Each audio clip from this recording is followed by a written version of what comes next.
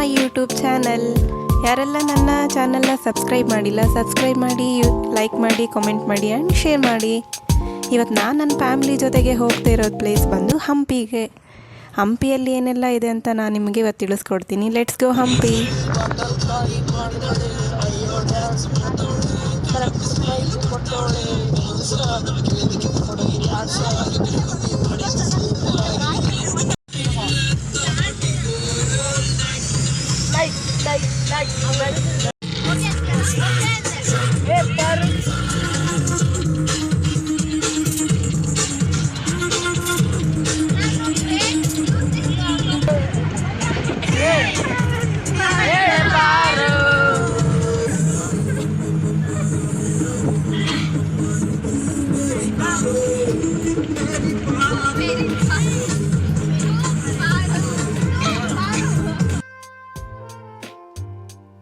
Travel ಮಾತ್ರ ಸೂಪರಾಗಿತ್ತು. ನಾವು ಮಾತ್ರ ಸಿಕ್ಕಾಪಟ್ಟೆ ಎಂಜಾಯ್ ಮಾಡ್ಕೊಂಡು ಬಂದ್ವಿ ಆ್ಯಂಡ್ ಅಷ್ಟೇ ಕೂಡ ತುಂಬ ಎಂಟರ್ಟೈನಿಂಗ್ ಆಗಿತ್ತು. ಟ್ರಾವೆಲ್ ಮಾಡ್ತಾ ಮಾಡ್ತಾ ನಾವು ಅದೆಷ್ಟು ಬೇಗ ಬಂದ್ವಿ ಅಂದರೆ ನಮಗೆ ಗೊತ್ತಾಗಲಿಲ್ಲ ಇಷ್ಟು ಬೇಗ ಬಂದ್ವಿ ಅಂತೇಳಿ. ಅಷ್ಟು ಚೆನ್ನಾಗಿ ಎಂಜಾಯ್ ಮಾಡ್ಕೊಂಡು ಬಂದ್ವಿ. ಕೊನೆಗೆ ನಾವು ಕೂಡ ಹಂಪಿಗೆ ಬಂದು ರೀಚ್ ಆದ್ವಿ. ನೋಡಿ ಹಂಪಿದು ಔಟ್ಸೈಡೆಲ್ಲ ಯಾವ ಥರ ಇದೆ ಅಂತೇಳಿ. ಔಟ್ಸೈಡಿಂದ ನೋಡೋಕ್ಕೆ ಎಷ್ಟು ಚೆನ್ನಾಗಿದೆ, ಇನ್ನು ಒಳಗೋದ್ರೆ ಇನ್ನೂ ಎಷ್ಟು ಚೆನ್ನಾಗಿರ್ಬೋದು. ಸೂಪರಾಗಿದೆ ನೋಡೋದಕ್ಕೆ ಮಾತ್ರ. ನಾವು ಅಲ್ಲಿಂದ ಹೋಗ್ತಾ ಇದ್ದೀವಿ ಒಳಗಡೆ.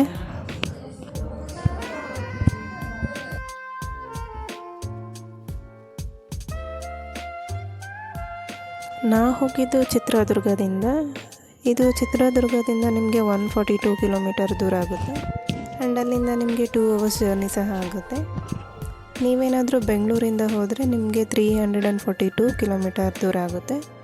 ಅಲ್ಲಿಂದ ನಿಮಗೆ 5 ಅವರ್ಸ್ ಜರ್ನಿ ಸಹ ಆಗುತ್ತೆ.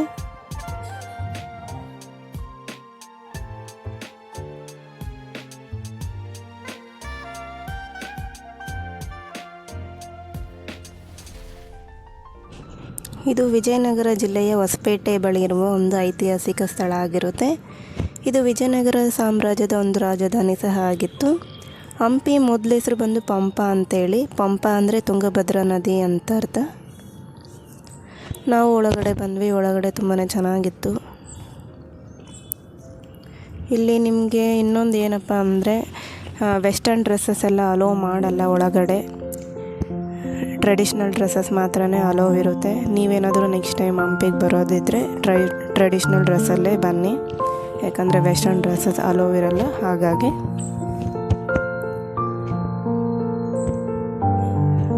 ನೀವು ಇಲ್ಲಿ ಮುಂದೆ ನೋಡ್ತಿರ್ಬೋದು, ಇಬ್ಬರು ಬಾಯ್ಸು, ಇವರು ಸಹ ಶಾರ್ಟ್ಸ್ ಹಾಕ್ಕೊಂಬಂದಿದ್ರು. ಹಾಗಾಗಿ ಅವ್ರಿಗೆ ಔಟ್ಸೈಡು ಪಂಚೆ ಕೊಟ್ಟರು. ಅವರು ಸಹ ಪಂಚೆ ಹಾಕ್ಕೊಂಡೇ ಹೋಗ್ತಿದ್ದಾರೆ. ಒಳಗಡೆ ಬಂದರೆ ನಿಮಗೆ ಸುಮಾರು ಟೆಂಪಲ್ ಎಲ್ಲ ಇದೆ, ಅದನ್ನೆಲ್ಲ ನೀವು ನೋಡಿಕೊಂಡು ಹೋಗ್ಬೋದು. ನಾವು ಸಹ ದೇವಸ್ಥಾನಗಳೆಲ್ಲ ನೋಡಿಕೊಂಡು ಹೋಗ್ತಾ ಇದ್ದೀವಿ.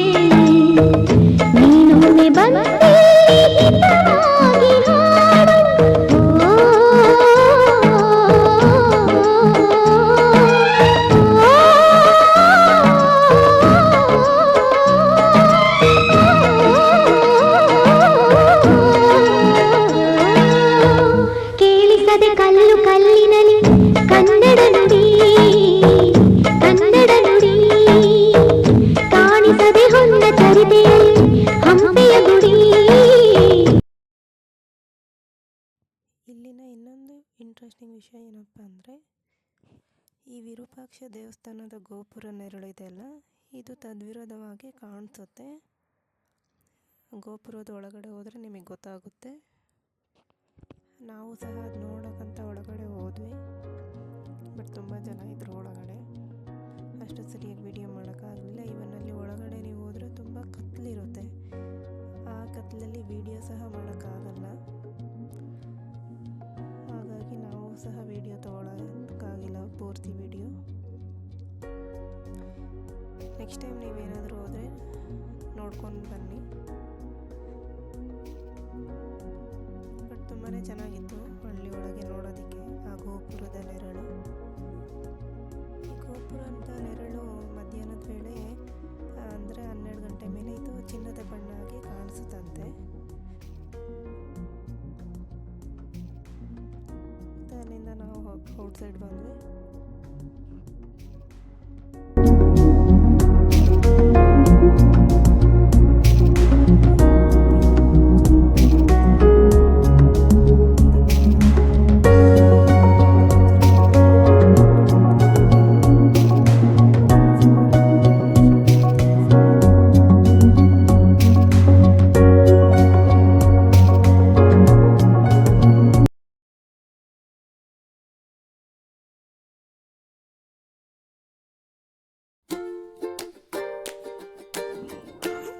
ಮತ್ತು ನಾವು ಅಲ್ಲಿಂದ ಹೊರಗಡೆ ಬಂದ್ವಿ. ನನಗಂತೂ ಎಲ್ಲಾದರೂ ಟ್ರಿಪ್ಗಳಿಗೆ ಏನಾದರೂ ಹೋದರೆ ವಿತೌಟ್ ವಿಡಿಯೋನ ಆ ಟ್ರಿಪ್ ನನಗೆ ಅನ್ಕಂಪ್ಲೀಟ್ ಆಗುತ್ತೆ. ಸೊ ಹಾಗಾಗಿ ನನಗೆ ಯಾವುದೇ ಒಂದು ಟ್ರಿಪ್ ಹೋದರೂ ವಿಡಿಯೋ ಅಂತೂ ನಾನು ಕಂಪಲ್ಸರಿ ಮಾಡ್ತೀನಿ. ಬಿಕಾಸ್ ಅದು ನನಗೆ ತುಂಬಾ ಇಷ್ಟ ವಿಡಿಯೋ ಮಾಡೋದು ಅಂದರೆ. ಇವನ್ ಅದು ನನಗೆ ತುಂಬ ಫೇವ್ರೇಟು ಕೂಡ. ಅದಕ್ಕೆ ಅಲ್ಲಿಂದ ಬಂದು ವಿಡಿಯೋನ ಮಾಡ್ಕೊತಾ ಇದ್ದೀವಿ. ಹಾಗೆ ಒಂದು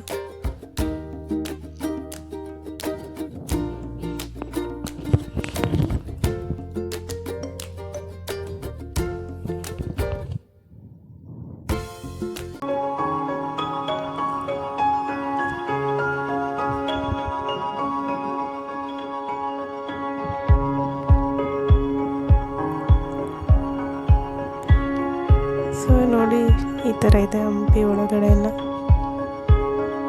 ನನಗಂತೂ ತುಂಬಾ ಇಷ್ಟ ಆಯಿತು. ನಿಮಗೂ ಸಹ ಇಷ್ಟ ಆಗಿದೆ ಅಂತ ನಾನು ಅಂದ್ಕೊತೀನಿ. ನಾವು ಫ್ಯಾಮಿಲಿ ಜೊತೆ ಬಂದಿರೋದ್ರಿಂದ ಸೊ ತುಂಬಾ ಎಂಜಾಯ್ ಮಾಡಿದ್ವಿ ಫ್ಯಾಮಿಲಿ ಜೊತೆಗೆ.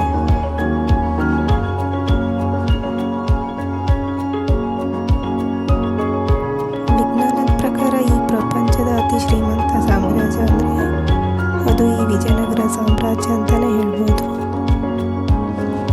ಯಾಕಂದರೆ ಇಲ್ಲಿ ಅಷ್ಟು ಬೀದಿಯಲ್ಲಿ ವಜ್ರ, ರತ್ನ, ಬೆಳ್ಳಿ, ಬಂಗಾರ ಎಲ್ಲ ಮಾರಾಟ ಮಾಡ್ತಿದ್ರಲ್ಲ. ಸೊ ಹಾಗಾಗಿ ಇದು ಒಂದು ಶ್ರೀಮಂತ ಸಾಮ್ರಾಜ್ಯನೇ ಆಗಿರುತ್ತೆ.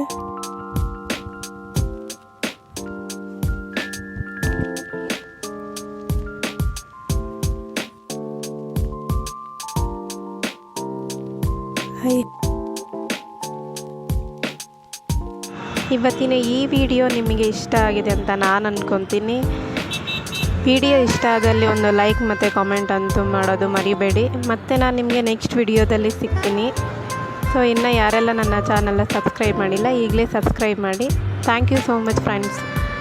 ಮತ್ತು ನೆಕ್ಸ್ಟ್ ವಿಡಿಯೋದಲ್ಲಿ ನಾನು ನಿಮಗೆ ಸಿಗ್ತೀನಿ.